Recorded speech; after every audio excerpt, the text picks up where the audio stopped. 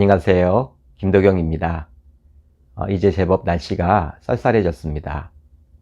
특히 새벽에는 다소 추운 공기를 만날 수도 있는데요. 환절기를 맞아 하늘양식 가족들 모두 강건하셨으면 좋겠습니다. 자, 오늘 우리가 나눌 말씀은 출애굽기 30장 25절로 30절, 출애굽기 30장 25절로 30절입니다. 제가 읽겠습니다.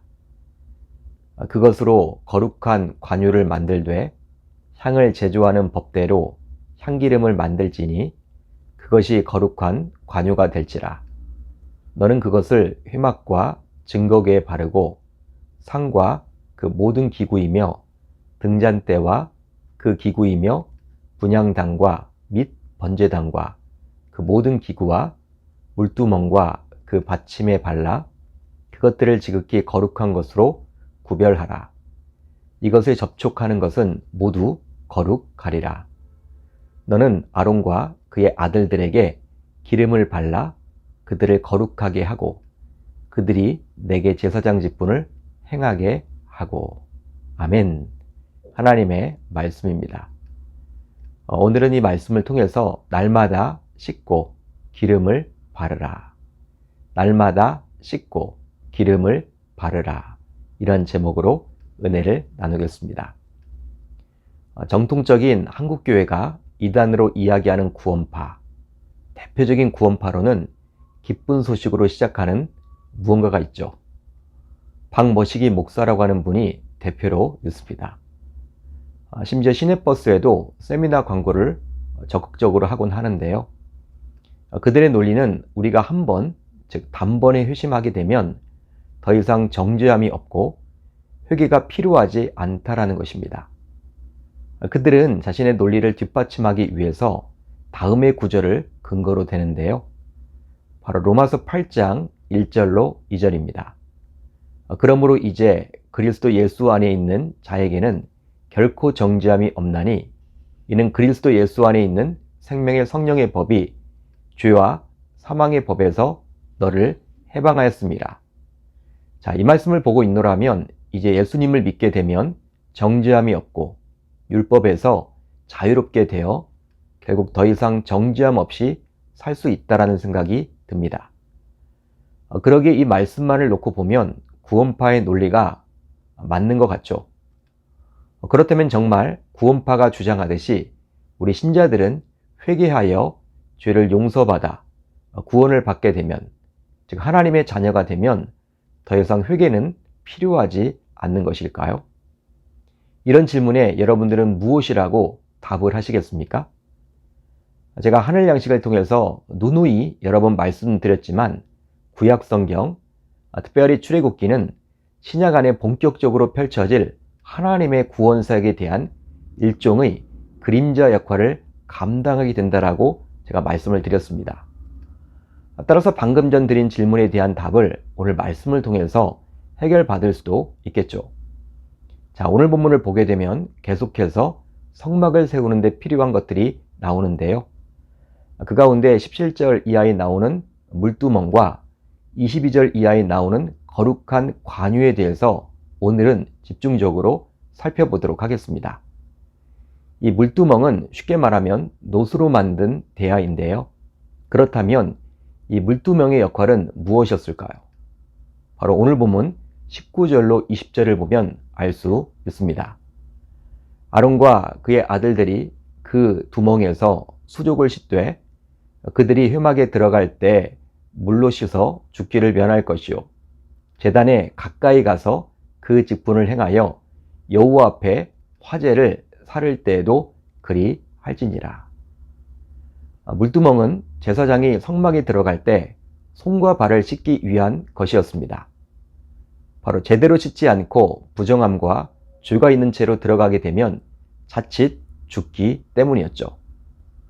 또 성막 앞에 있는 번제단에서 하나님께 제사를 드리기 위해서도 반드시 씻어야만 했습니다. 이 역시 거룩한 손과 발로 제사를 드려야지 더러운 채로 그곳에 들어가서는 결코 아니 되었기 때문이었죠. 이처럼 물두멍의 역할은 너무나도 중요했기에 하나님께서는 이 물두멍에 대해서 다음과 같이 말씀하셨습니다. 이와 같이 그들이 그 수족을 씻어 죽기를 면할지니 이는 그와 그의 자손이 대대로 영원히 지킬 규례니라. 아멘. 그렇습니다.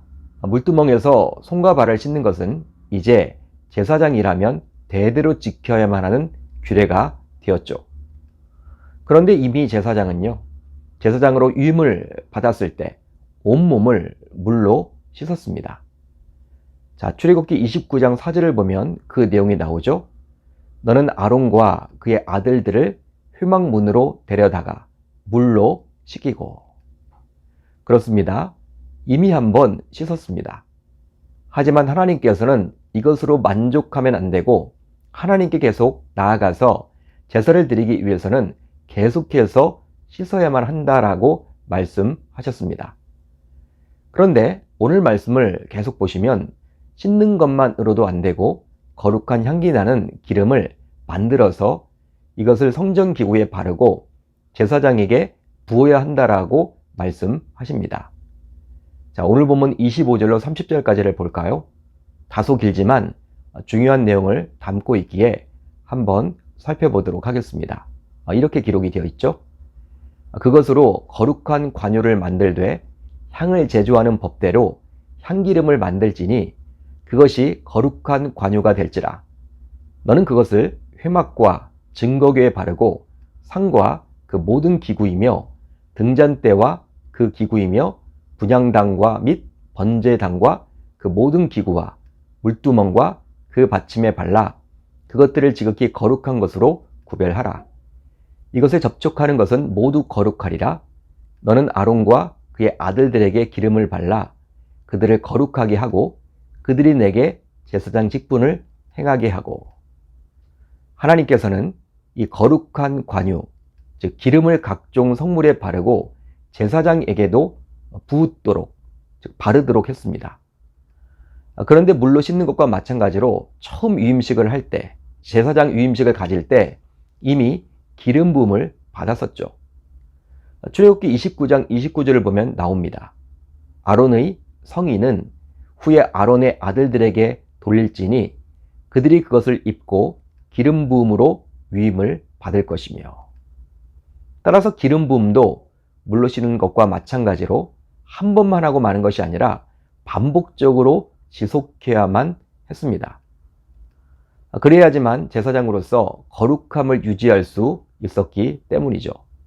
기름을 발라 그들을 거룩하게 하고. 이렇게 기록이 되어 있죠. 그렇다면 이것을 통해서 우리는 이제 무엇을 생각해 볼 수 있을까요? 바로 제사장으로 하나님께서 맡겨주신 거룩한 사명을 감당하기 위해서는 물로 씻음과 기름 부음이 있어야만 하는데, 거기에 더하여 제사장 위임 때 물로 씻음과 기름 부음이 있었다고 하지만 그것으로 끝나지 않고 제사장으로 계속해서 거룩한 사명을 감당하기 위해서는 날마다 즉 지속적인 물로 씻음과 기름 부음이 필요함을 알 수 있습니다. 쉽게 말하면 제사장으로서 거룩한 사명을 감당하기 위해서는 위임식에서 물로 씻고 기름 부음을 받았다고 해서 그것으로 끝나는 것이 아니라 위임식 이후에도 지속적으로 날마다 반복적으로 씻음과 기름 부음이 있어야만 한다는 것입니다. 그런데 신약시대를 살고 있는 저와 여러분들 모두 베드로의 사도의 고백과 같이 왕같은 제사장들입니다. 따라서 우리 모두 왕같은 제사장으로서 하나님께서 맡겨주신 거룩한 사명을 감당하기 위해서는 처음 죄를 회개하여 하나님께 용서받음으로 하나님으로부터 의롭다 칭함 받는 것으로 끝나지 않고 반복적으로 우리 죄를 회개하고 성령의 충만함을 구해야만 하겠죠. 바로 오늘 본문에 나오는 제사장이 날마다 물로 씻음받고 기름 부음을 받았듯이 말입니다. 따라서 회개에는 단회적 회개와 반복적 회개가 있는데요. 단회적 회개는 일명 회심이라고 하는데, 이 회개를 통해서 제사장 위임식 때 물로 씻음과 기름 부음으로 제사장으로서의 자격이 생기는 것처럼 이제 하나님의 자녀라는 신분이 생기게 되는 것입니다. 그렇다면 왜 반복적인 회개는 필요한 것일까요? 바로 회심을 하게 되므로 하나님의 자녀가 되었지만 여전히 죄를 짓는 연약한 죄성을 가진 인간이기에 자신이 지은 죄를 사함을 받기 위해서 필요한 것입니다.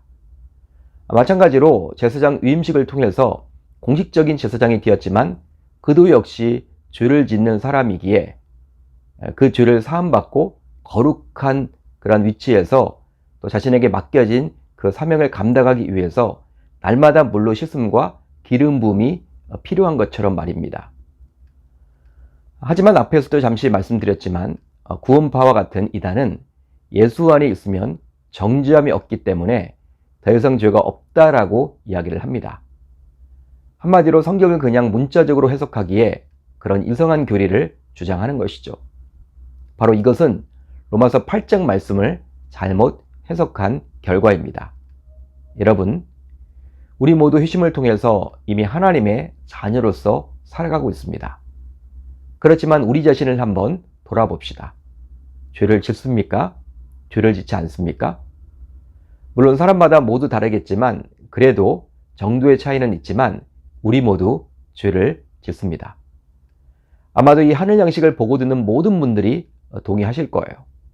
그러게 매일매일 짓는 이 자범죄를 해결하기 위해서라도 회개는 반드시 필요한 것이죠. 실제로 복음서를 보게 되면 예수님께서는 공생의 사역을 시작하시면서 이제 다음과 같이 말씀하셨는데요. 바로 어떤 말씀을 하셨느냐? 회개하라, 천국이 가까이 왔느니라. 그런데 이 회개하라의 헬라 원어를 보게 되면 명령형 2인칭 복수를 사용합니다. 우리나라 성경인 개역개정을 보게 되면 알 수 없죠. 그렇지만 헬라 원어를 보게 되면 이 단어가 단수가 아니라 복수임을 알 수 있습니다. 따라서 예수님께서는 단회적인 회개를 말하는 것이 아니라 반복적인 회개를 말하고 있는 것이죠. 따라서 오늘 말씀을 통해서도 알 수 있지만 구원파의 교리는 지극히 잘못되었음을 알 수 있습니다. 그렇습니다.